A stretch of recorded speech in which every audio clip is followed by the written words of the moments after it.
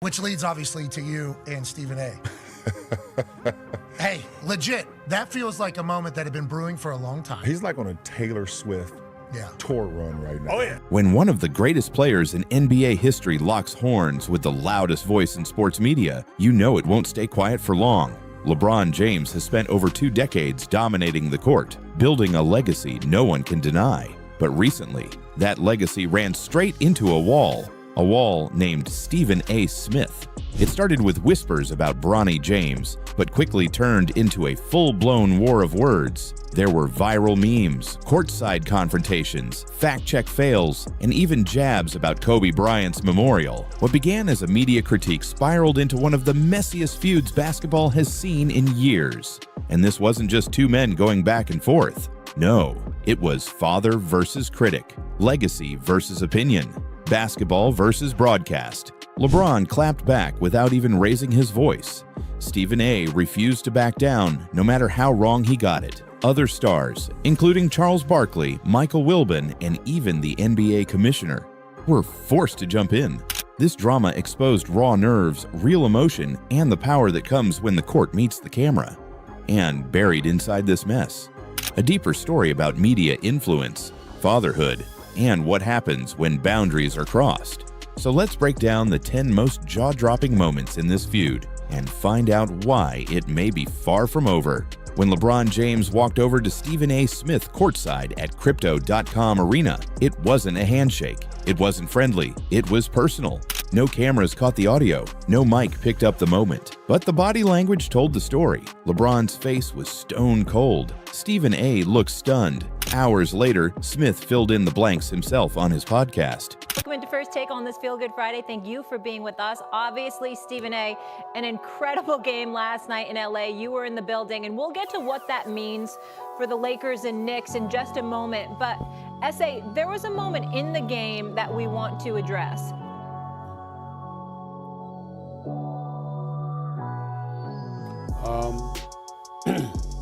That was LeBron James coming up to me, unexpectedly, I might add, to confront me about making sure that I mind what I say about his son. Can't repeat the words because they ain't suited for FCC airwaves. That's what he was doing. You're talking too much about my son. You're doing too much. That's what LeBron said. And with that one sentence, the NBA's most powerful figure fired the first shot in a media war. Stephen A. had been criticizing Bronny James for weeks. He said Bronny wasn't ready. He questioned his stats at USC. He asked why someone averaging under 5 points per game was suddenly a top NBA prospect. The message was simple. Bronny didn't earn this. He got here because of his father, and that cut deep. But you see what you see. Bronny James has played in 13 NBA games. Ladies and gentlemen, he's averaging 0.3 points, 0.3 assists, and 0.4 rebounds. He shot 1 for 16 from the field in his NBA career and 0 for 7 from three-point range. And he's playing in the first quarter of an NBA game? Really? And everybody wants to look at it, and LeBron has nothing to do with that. He didn't tell J.J. Redick to put him in the game. I get all that. LeBron had never responded to criticism about his own game, not this sharply. But now it wasn't about MVP votes or ring counts. It was about his son. And when Stephen A. turned Bronny into a debate topic, LeBron drew a line in the sand. This wasn't about basketball anymore. It was about blood. Stephen A., of course, didn't back down. He went live on First Take and defended his comments. But his tone changed. He wasn't laughing. He wasn't yelling. He was dead serious. "You're the face of the league," he said, speaking directly to the camera. "You know how this looks. You brought your son into this league. That means he's fair game." Who got personal? LeBron. He's lying when he says that I attacked his son. When he came up to me courtside at the Lakers-Knicks game, he was lying then. He threw me off guard because he said, you can't be pooping on my son because we over FCC Airways. You can't be doing that. I didn't know what he was talking about, so it threw me off. Had he came up to me and said, what the hell are you doing talking about me as a father? I would say it's because of what you were doing with your son on the basketball court for public consumption. That's fair game. But it wasn't just that. Smith went a step further, bringing Kobe Bryant into the mix. He questioned LeBron's absence from Kobe's memorial service, saying, "I didn't see LeBron there. That says a lot." There's a lot that we don't talk about with LeBron James. Remember when the memorial service took place for Kobe Bryant? I'm quite sure he had his reasons. LeBron was devastated, loved Kobe. We get that. I can't believe I didn't see him there. Magic was there, Jordan was there, Shaq was there, Steph Curry was there, D Wade was there. The NBA community was in attendance. We didn't see LeBron James. Two of the most conspicuous, biggest moments, albeit for completely different, and in Kobe's case, absolutely tragic reasons. We didn't see the face of LeBron James, the face of the league. It was a low blow and factually wrong.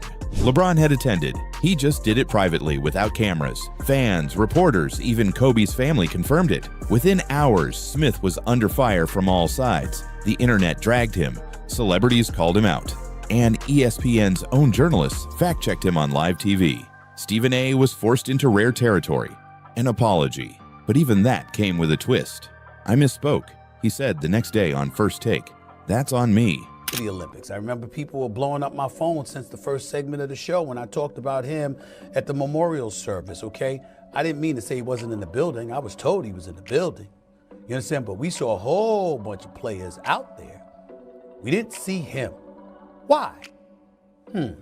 I'll let him answer that one day if he so chooses. But before fans could breathe, he shifted gears again. Where was LeBron when Dwyane Wade got inducted into the Hall of Fame? Nowhere to be found. I think I was so upset when LeBron James wasn't at Dwyane Wade's Hall of Fame induction ceremony. I still can't believe that wasn't a big enough story. It's supposed to be your brother. Now I understand. Bronny James, just a few months ago, had the heart ailment, collapsed at USC, rushed to the hospital. Thank God he's okay.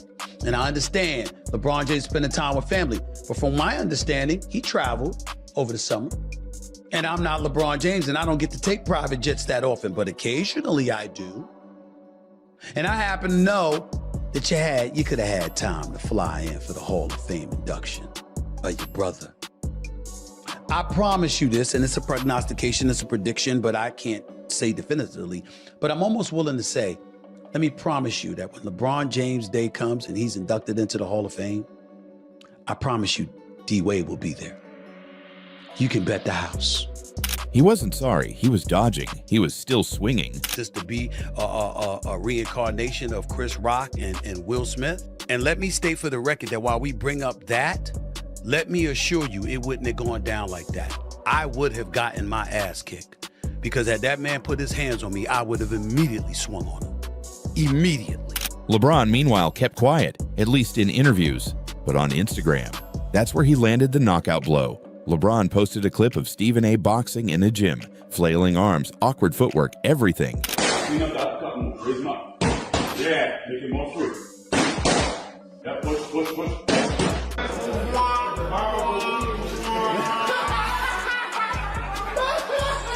The post exploded, millions of views in hours. Kevin Durant reposted it. Shannon Sharp called it Hall of Fame level petty. Even SNL mocked it in a skit.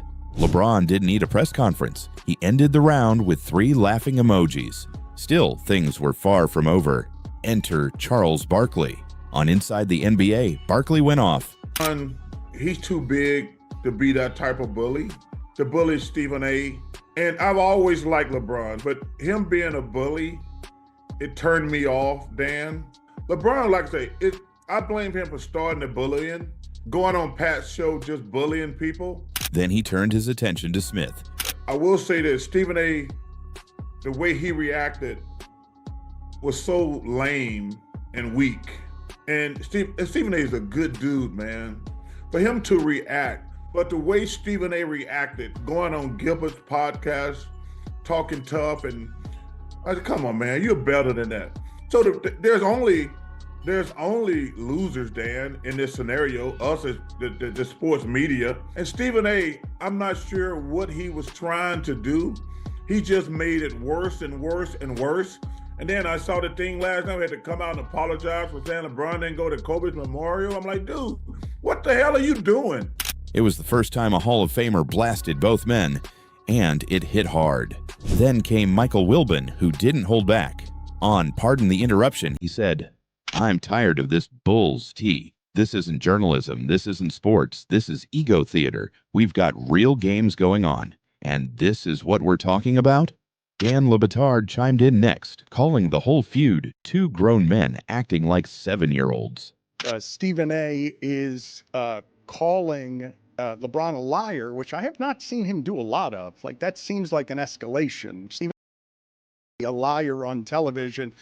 I don't think that's something he does all of the time. I think that is very strong as we continue to push the boundaries on these relationships, and as Stephen A. gets rewarded for all the things that he is, and as LeBron goes on McAfee and they create content between all of the shows and try to get integration between all of the shows, you get LeBron saying, yeah, sure, Stephen A. wants to sit this out. So he says he didn't want to talk about it. Sure. And then he puts him in tighty-whities eating ice cream, enjoying that LeBron confronted him during a game. But the childishness in it, beyond I would have swung at him and he would have kicked my ass and all the nonsense that men do when they're being silly around the soap opera. The idea that LeBron is mad and that Stephen A. thinks he's mad and keeps coming at him with, "You're not my GOAT. You're not the best. You're the second best. Shannon Sharpe thinks you're the best." It's 7-year-olds. That's how 7-year-olds would do all of this. And it is passing for content I cannot resist. It's childish, it's dramatic, but it's also addictive. You can't look away. And he was right. Every update went viral. Every segment trended. But behind the scenes, the NBA wasn't laughing. Commissioner Adam Silver broke protocol and addressed the feud directly in a press conference. Debates are a part of sports. But let's remember what we're here for, the game. We want the focus back on basketball. Stephen A. Smith, who's at one of your biggest media partners in ESPN, and LeBron James, who's one of your most popular players, and the conversation is no longer about the sport of basketball. I wonder what your thoughts on that and just the overall state of the basketball discourse is. I'll begin by saying I just ended board meetings that began at 8 a.m. this morning. I will say my phone was in front of me, and I received several texts that said, "Are you watching this?" And I said, "What's this?" And they said, "Stephen A." So I understand. I saw some of the headlines that came out of it. We're a particular sport in which that kind of debate seems to be part of the DNA of this league. And I'm jealous sometimes. It seems that in other sports that I'm a fan of, and when I watch the coverage, particularly around the games, it seems to be more celebratory often than it is in the NBA. Again, I haven't had an opportunity to watch or read precisely what went on today, but of course would like the focus to be on the play on the floor. And I particularly feel protective of our players, of course, but I recognize that there's a cottage industry out there of media that we are often the beneficiary of, that talk about our sport around the clock, but I sure wish it would never become personal. That was a warning shot, a subtle message that the league was watching. But what came next was pure chaos. In a late-night radio segment, Stephen A. made the mistake of dragging Caitlin Clark into the conversation. He said, "If you think Bronny's rise is all about LeBron's name, you better be asking questions about Caitlin Clark too. That media machine is just as powerful." Boom. Explosion. The backlash was instant. ESPN hosts started distancing themselves. Former WNBA players came to Clark's defense. Fans were furious. Shiny Agua Mike tweeted, "You do not come for Caitlin like that. Period." Brianna Stewart posted a photo of Clark hitting a deep three with the caption, "Media hype doesn't break records, skill does." Even Stephen A.'s own ESPN co-host Molly Karam awkwardly shifted in her seat the next morning on First Take and said, "Let's just not drag Caitlin into this mess. She's earned her spotlight. But the internet had already turned. Now it wasn't just about LeBron, it was about a pattern. Was Stephen A. out of touch? Was he attacking young stars to stay relevant? And why was he suddenly going after two of the most marketable names in basketball? One Twitter user summed it up perfectly. LeBron James protects his son. Stephen A. attacks everyone else's. It stuck. Stephen A. tried to clarify days later, saying he meant media narratives, not the players. But the damage was done. He had alienated NBA fans, WNBA fans, and even his own colleagues. And still, no apology. This wasn't just a feud anymore. It was a media meltdown. A generational icon versus a media juggernaut, both too proud to back down. Both backed into a corner with millions watching. And the scariest part? Neither of them is done yet. So what started as a courtside exchange has now turned into something much bigger. This isn't just a story about a player and a commentator. It's about the shifting power dynamics of sports media. It's about fathers defending their children in the public eye. It's about how far people will go to protect their name and how far others will go to stay relevant. LeBron James may have drawn the first boundary, but Stephen A. Smith, he crossed every single one. We've seen apologies that weren't really apologies. We've seen viral jabs, personal insults, and even innocent stars like Caitlin Clark dragged into the storm. At this point, the feud isn't just personal, it's generational. And maybe that's the real story here. You've got one of the most celebrated athletes of all time, a symbol of control and legacy, going toe-to-toe with a media powerhouse who thrives on chaos. They're opposites in every way, yet locked in a battle neither one of them can walk away from without looking weak. The NBA may want this drama to die down. ESPN may hope for calmer headlines, but the audience, they're glued to every moment, every clip, every post, because deep down we know something bigger is coming. Stephen A. hasn't said his last word, LeBron hasn't made his final move, and the next chapter, it might be even louder than the last. So the only real question left is, who's going to blink first?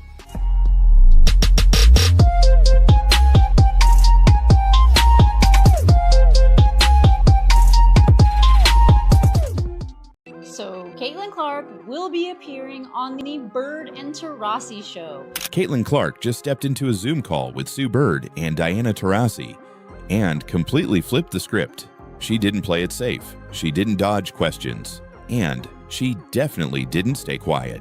Caitlin Clark, Caitlin, did you ever What's think up, you'd guys? be back? Cheers. Excited to be Cheers. back. Don't worry. I got this nice throwback Gatorade can. Well played. Well played. Instead, she confronted the critics, threw subtle shade, and sent a message that even left Diana speechless. From torching the toxic locker room, lies spread by Cheryl Swoops, to laughing off Taurasi's infamous reality is coming moment, to calling out UConn's elite defense and praising Paige Beckers in a way that'll shock you. Second half's about to start. I know you've been watching the first half. What have you seen so far? Well, I thought it was going to be a high-scoring game there from the first 5 minutes, which got me a little excited. I was like, no defense, this is great. Then it slowed down a little bit. I mean, I was watching you guys' show before I got on here. I agree with you, G. I think South Carolina, I would love to see a little full-court press. Why not pick it up a little bit, create some turnovers? But, I mean, Sarah Strong is just so good. I love her game. She's so fun to watch. AZ played great, so it's been a solid game, but I hope South Carolina can get it close just so it's a fun finish. This wasn't just an interview, it was a declaration, a warning shot to the entire WNBA. Caitlin Clark isn't here to fit in, she's here to take over. And once you hear what she said behind the scenes, you'll understand why the league is already hers. It started with a smirk. The second Caitlin Clark's face lit up that Zoom screen next to Sue Bird and Diana Taurasi. You could feel the tension in the air. Not the negative kind, but the kind that shows when generations collide. 1 year earlier, Taurasi had delivered her viral warning to Clark during the NCAA Final Four. Reality is coming. coming. There's more than just that are coming. What will the league have in store for them when they get there? Look, SVP, reality is coming. There's levels to this thing, and that's just life. We all went through it. Of course. And you see it on the NBA side, and you're going to see it on this side, where, you know, you look superhuman playing against 18-year-olds, but you're going to come with some grown women that have been playing professional basketball for a long time. Not saying that it's not going to translate, because when you're great at what you do, you're just going to get better. But there is going to be a transition period where you're going to have to give yourself some grace as a rookie. And, you know, it might take a little bit longer for some people. That phrase lived rent-free in every basketball fan's head for a full year. But now, with both players on the same screen, the moment came full circle. And Caitlin, she didn't even need to say a word. A smirk, a subtle nod, a calm confidence that said everything without saying anything. Diana congratulated her. Caitlin smiled again and delivered the punchline with perfect timing. Unfortunately, reality is coming to me now. Oh, congrats on your retirement, D. Thank you. And congrats. Now, unfortunately, reality is coming to me now.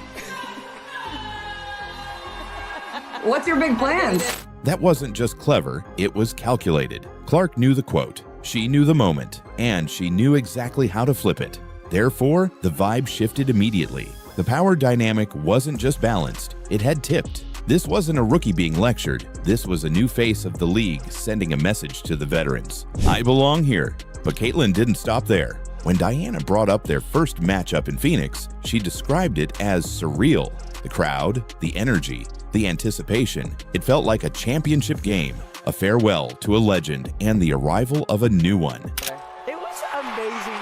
You know, I've been following Caitlin for so long and been watching her college career just in awe. And to be on the court and, you know, the first game was in Phoenix, and it felt like the last game that was ever going to be played. There was such anticipation. The crowd was going crazy. All the people that came out to see Caitlin and you know, our team play against each other. It really was an amazing moment. And you talked about how, you know, if you could play against anyone that is this new generation. So I got to cross paths with Caitlin, at least for a couple games. And to me, that meant a lot, you know? Like, we've been doing this for a long time. To see Caitlin do what she does is, I think someone said the other day, I'm like, I want the season to start so I can watch you again. Diana was honest about what it meant to share the court with someone she'd watched dominate college hoops. However, Caitlin's memory of that same game was a little different. She remembered being down by double digits. She remembered the comeback. She remembered the win. And she made sure to mention it. That wasn't arrogance, it was intent. In her mind, beating a legend on her own floor wasn't just exciting, it was confirmation.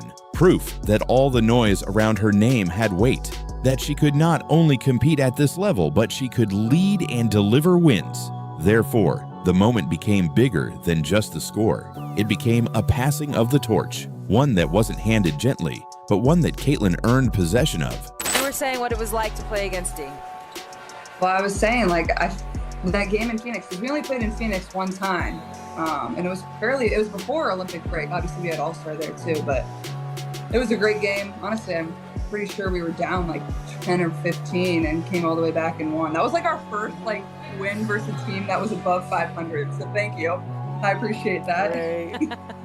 And all we heard that whole week was like, Indiana, they don't get along, you know, all this. And I'm like, great. And then I'm like, this is the most together team I've ever seen. Still, this wasn't all tension. It wasn't all mind games. Sue Bird, ever the steady presence, leaned into the bigger picture. She asked Clark about the Fever's new roster, about the fresh start under head coach Stephanie White. And that's when Caitlin lit up again. Not with attitude, but with excitement. Caitlin, how excited are you for this next WNBA season?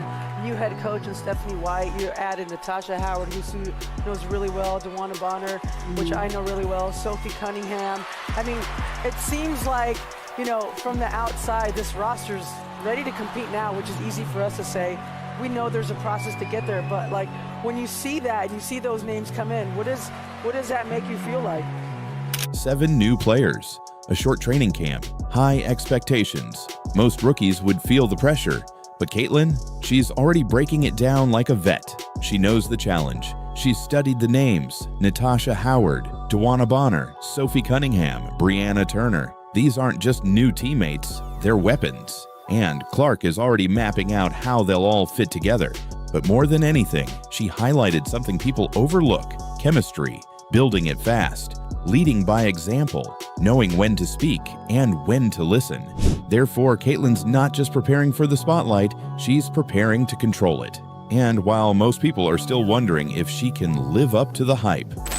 Oh, well, I mean, obviously on paper we have a really good team, but you know, you only have, I mean, we start training camp, I think, on the 27th, and then like we have a back-to-back of preseason games on May 3rd and May 4th. So it's like, you have a very short amount of time to put that together, and 7 new pieces, and whether we carry 11 or 12, like it's more than half of our roster. Like that's, you know, that's a hard thing within itself, but we should be pretty good. And like, I'm excited about it. I think what we needed was, you know, we added a lot more experience. Like in the playoffs, we just didn't have that. We were a young group.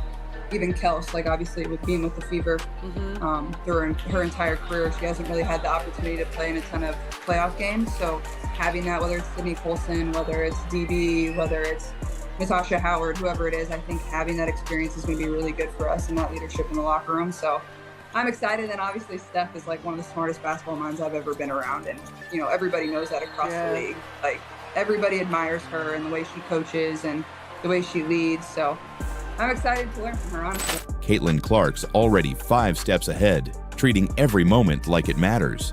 But the real shock came when the conversation shifted to one of the biggest WNBA controversies of the offseason.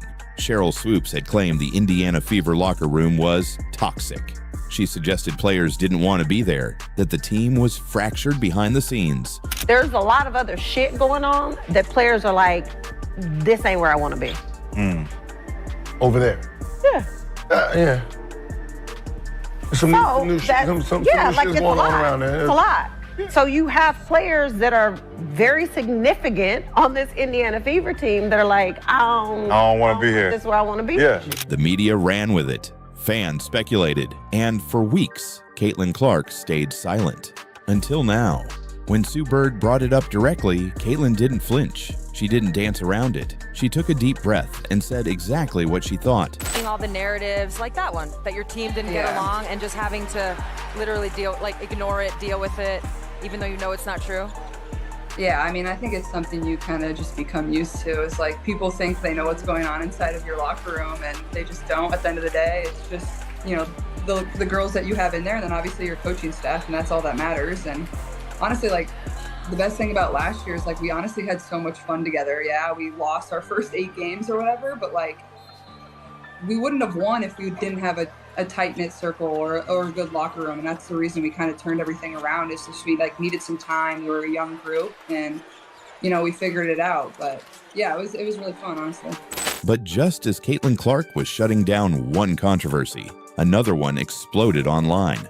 While she calmly exposed the truth behind the Indiana Fever's so-called toxic locker room, a different kind of chaos was brewing around Angel Reese. This time, it wasn't about attitude or rivalries. It was about numbers, headlines, and one of the most suspicious jersey sellouts women's basketball has ever seen. Because what happened next left fans questioning everything they thought they knew about Reese's popularity. 2 minutes. That's all it supposedly took for Angel Reese's jersey to sell out. But what if that wasn't the truth? While fans were celebrating record-breaking sales and media headlines painted a picture of massive demand, a much stranger story was unfolding in the background. The numbers didn't add up, the timing was too perfect, and suddenly the same league that can't even pay its players was trending like the NBA. But here's the catch. Caitlin Clark never needed tricks like this. Her jerseys fly because the demand is real. Her fan base doesn't need staged rollouts or fake scarcity. They just show up every time. So when Reese's camp tried to frame this as a viral victory, the internet started asking the one question no one in her team wanted to hear. Was this whole thing a setup? It all started with a headline. At exactly 10:04 p.m. Eastern, the unrivaled league released its new jerseys online. Just 4 minutes later, articles were already surfacing claiming that Angel Reese's jersey had completely sold out. 4 minutes. Not only is that barely enough time to refresh a page, but it's definitely not enough time for news outlets to verify the data. Chicago Sky star Angel Reese is one of the most popular female basketball players today. In fact, she's the most followed WNBA athlete on Instagram. boasting 4.8 million followers on the platform. With that said, it's no surprise that there's a lot of people who are willing to buy merchandise related to her. When Unrivaled Basketball announced on Thursday that the players' jerseys were now available for sale online, several fans naturally came to the site to get a hold of Reese's number 5 jersey. Now, I'm going to be the first to tell you, I'm not shocked her jersey sold out. All right? Or that it would at least eventually sold out. I'm not shocked by that. It's the 2 or 3 minute part that I think could be questioned. Of course, you're not supposed to question anything, right? Write full articles, edit them, and publish across multiple platforms. That's when basketball fans started raising eyebrows. But here's what made people stop and really think. Every major player in the league supposedly sold out at the same exact moment. Natasha Cloud, Brittany Griner, and even Kayla McBride all sold out at once. That's not how actual consumer behavior works. So, but you are trying to tell me that Natasha Cloud is moving the needle? That Kayla McBride is moving the needle? That Brittany Griner, somebody that came back from Russia, and the very arena she was playing in for her first game couldn't even sell out. Not only could it not sell out, it didn't come close to selling out. You're trying to tell me they moved the needle because of demand and all of their jerseys were gone in 4 minutes. When the new iPhone drops, you don't see every version sell out at the same time. The most popular models go first. The less in-demand ones can sit for hours, even days. So how did these unrivaled jerseys all vanish at the same pace? The answer might be artificial scarcity, the kind of limited drop strategy sneaker companies use to create hype, produce a small number of items, claim they sold out instantly, let the internet do the rest. Or if you've got half a brain at all, would it be prudent to suggest out loud that possibly they only had 50 or 100 of these damn things available to begin with? Question mark? But this is where the panic started to set in, because fans noticed something off. Real demand leaves a trail. Screenshots, social media photos, unboxing videos, people posting their purchases. But this time, almost nothing. No one showing off their Angel Reese jersey. No big flex on game day. Just frustration from fans who clicked fast and still missed out. This Angel Reese jersey is the one that's causing red flags because people were saying within 2 minutes of clicking on this damn site, her jersey sell out, which means it might have been only 5, allegedly. Like just like the number on her jersey, that's how many they had available, allegedly, bro. I just got to keep it real. Because they saying ain't no way Angel Reese jersey sell out within 2 minutes, bro. This has never happened. Not even her Chicago Sky jersey sold out that fast. I'm going to tell you, I got to believe him, bro. Therefore, people started asking the hard questions. Was there ever more than 50 jerseys available? Were the other players' jerseys added to the sold-out list just to boost the appearance of league-wide success? Was this rollout even real? Caitlin Clark's camp didn't need to do any of this. Her merchandise sells because fans are hungry for it. Her popularity has been earned on the court. When her jerseys drop, they move, and they keep moving. Not because a PR team staged it, but because her brand is built on performance. But Angel Reese's team may have played this differently. The sellout announcement hit every platform at once. The tone wasn't just informative, it was promotional. These weren't articles reacting to something. They felt like messages that had been prepared in advance. Coordinated, scripted, ready to fire the moment the fake sold-out alert was triggered. It's the oldest marketing trick in the book. Create the illusion of high demand so the product seems more valuable. But when the hype starts falling apart, you're left with angry fans and questions that don't have answers. And those questions are what led to the biggest red flag of all. How can a league that can't even pay its players suddenly become a merchandise powerhouse? That's the red flag no one can ignore. The unrivaled league reportedly promised players bonuses of $50,000, bonuses that still haven't been paid. Yet somehow, in the middle of financial turmoil, they're pulling off record-breaking sales with flawless coordination. That's not just unlikely, it's suspicious. Fans aren't buying it, literally or figuratively. Angel Reese supporters were vocal online. Some said they were on the website the moment jerseys dropped and still came up empty. Others begged for a restock, confused at how something could vanish so fast without warning. But what was supposed to be a viral victory turned into a credibility crisis. When you dig deeper, this wasn't about Angel Reese's popularity. It was about making Unrivaled look bigger than it really is. And it backfired. Because now fans are asking, where are the receipts? How many jerseys were actually made? Where are the photos? The proof? Caitlin Clark never had to worry about this. Her game speaks louder than any headline. And her fan base? They're real. They show up. They sell out arenas. They don't need stunts. Therefore, as the truth unravels, one thing becomes clear. This wasn't a story about Angel Reese's star power. It was a story about how far a league will go to manufacture relevance. And if that's the playbook Unrivaled is running with, then the jersey stunt may just be the beginning. But that wasn't the only fallout from trying to discredit Caitlin Clark. Because while Unrivaled was busy staging jersey drama, another name from women's basketball history was caught in a firestorm of her own. Not over merchandise, but over words, over bias, over a year-long campaign to downplay the very player driving the league's explosion in popularity. And just like Unrivaled's fake sellout narrative, this story ended in a public collapse. Sheryl Swoopes thought she could drag Caitlin Clark for an entire year and get away with it. She refused to say her name on broadcasts. She pushed false stats. She dismissed her records. But now it's all come crashing down. Swoopes has been removed from every single WNBA broadcast for the entire 2025 season.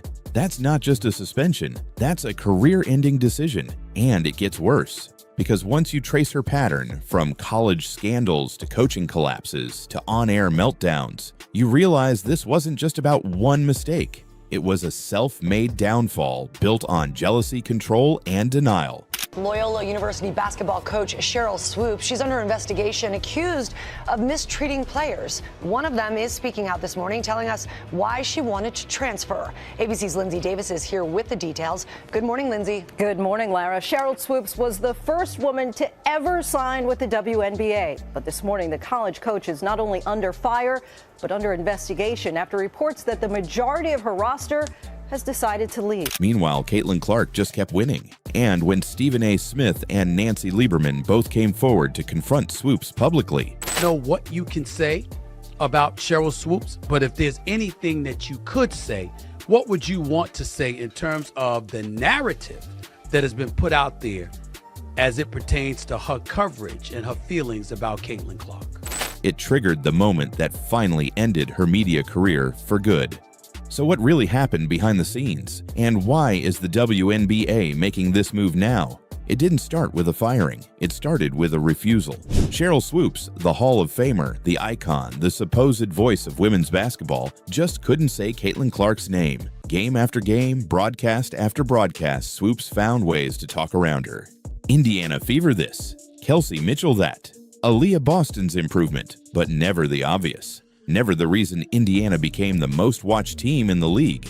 Fans noticed, fast. Shout out to Lexi Hull. I'm a big Lexi Hull fan. Watch her in AU. Lexi Hull shot the leather off the ball in their game against Seattle and just couldn't miss.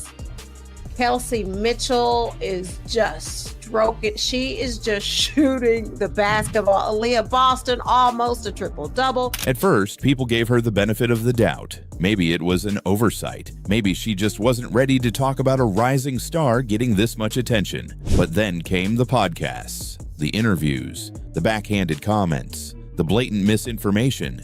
She claimed Caitlin Clark was in her 5th season in Iowa. She wasn't. She played 4. This isn't just for Caitlin, but you asked me about Caitlin. If you're going to break a record, to me, if it's legitimate, you have to break that record in the same amount of time that that player set it. Okay. So if Kelsey Plum set that record in 4 years, Well, Caitlin should have broke that record in 4 years.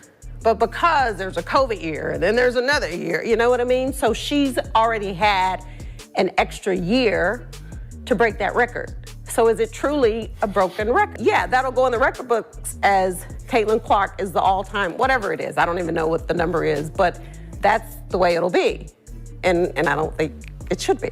Swoops said Clark took 40 shots a game. That was false too. Clark averaged under 23. Caitlin Clark right now probably takes about 40 shots a game. Here we go. I know you like that. Hell yeah. These weren't small errors, they were red flags. Therefore, fans started asking, why is one of the greatest WNBA players in history going out of her way to discredit the league's most important rookie? And then came the moment everyone remembers. On national television, Stephen A. Smith called her out. He didn't tiptoe. He didn't hedge. He asked the question no one else had the courage to say out loud. How could someone who knows the game so well completely ignore what Caitlin Clark was doing? You know basketball better than almost anyone, he said. So why are you pretending Caitlin Clark isn't changing everything? Address the big elephant in the room, but we ain't gonna run from it today because Cheryl Swoops made news. Now, she made news last week when she sat up there and was applauding Indiana Fever players, but then forgot to mention Caitlin Clark. Respectfully, Cheryl Swoops, you have any idea how that makes you look? You have any idea how that serves to stain any kind of critique of Caitlin Clark, because that gives fodder to those who believe she's being hated on and ostracized to some degree? Do you realize that, Cheryl Swoops, you're insane to do that? Let me tell you why you're insane to do that. Because Cheryl Swoops, you're one of the greatest players ever in the history of basketball. That's why. You won 3 Olympic gold medals. You won 4 WNBA championships. You know basketball. You know basketball better than me. You know basketball than any of the pundits. You know basketball better than most of the men that play basketball. There is no way in hell you just accidentally left Caitlin Clark's name out of that soliloquy that you dropped about the Indiana Fever. Stop it. Swoops didn't respond, but behind the scenes, something was shifting. The Dallas Wings quietly pulled her from Fever broadcasts. Then came more tension. Viewers complained, colleagues complained, and that's when Nancy Lieberman stepped in, not just as a legend, but as someone who had worked side by side with Swoops. According to insiders, Lieberman called Swoops directly. The conversation didn't go well. After that, their relationship collapsed. Lieberman didn't just speak up. She took Swoops' seat on the broadcast team. You know, I've known Cheryl since she was in college. I helped do her shoe deal with Nike in 1993, took her to her first ESPYs. I've known Cheryl, I've coached her. I called her when Caitlin was still playing at Iowa and she had just broken Maravich's record. You know, there was this quote by Cheryl that said, you know, Caitlin was, 25 years old. She was, 24 years old. She was a fifth-year senior. Right. She was taking 40 shots a game. Her records were illegitimate. And I got off the treadmill and I called her as a friend. And I said, you can say whatever you want. You can have your own opinion about anybody, but you do have to get the statistics right. And with that move, the message became crystal clear. This wasn't a personal feud. It was a professional reset. But things only escalated from there. By the end of the season, WNBA insiders confirmed what fans had already suspected. Swoops would not be returning to any broadcasts in 2025. Not for Dallas, not for Indiana, not for any team. Her name was gone from the press releases. Her face disappeared from the promo materials. She had been erased. And while she scrambled to repair her image, suddenly complimenting Caitlin Clark on ESPN, praising the Fever's offseason moves, and backtracking on everything she'd said, fans didn't buy it. Therefore, the story stopped being about one bad take. It became a cautionary tale. The WNBA is growing. Caitlin Clark is leading that growth. And anyone trying to tear it down from the inside isn't just being watched, they're being replaced. What happened to Cheryl Swoops wasn't just a firing, it was a statement. Because while she spent the last year doubting Caitlin Clark, the rest of the league was building around her. Indiana didn't just get better, they got serious. They added 3-time champion Natasha Howard. They signed 2-time All-Star DeWanna Bonner. And they stacked their bench with players like Sophie Cunningham and Brianna Turner. Now, Caitlin Clark's team is ranked among the top 3 in the league. And the same person who claimed nobody wanted to play with Clark, that it was a toxic locker room, she's watching from the sidelines while championship-caliber veterans choose Indiana. Therefore, the real question isn't why was Swoops fired, it's why did it take this long? She ignored the most exciting player the league has ever seen. She spread misinformation. She made broadcasts uncomfortable. And when she was finally held accountable, she flipped her tone overnight, as if fans wouldn't notice. But they did. And now, while Caitlin Clark signs autographs, breaks records, and fills arenas across the country, Sheryl Swoops is left out of the conversation she tried so hard to control. Because when legends forget how to lead, the game moves on without them. And this game, it's Caitlin Clark's now.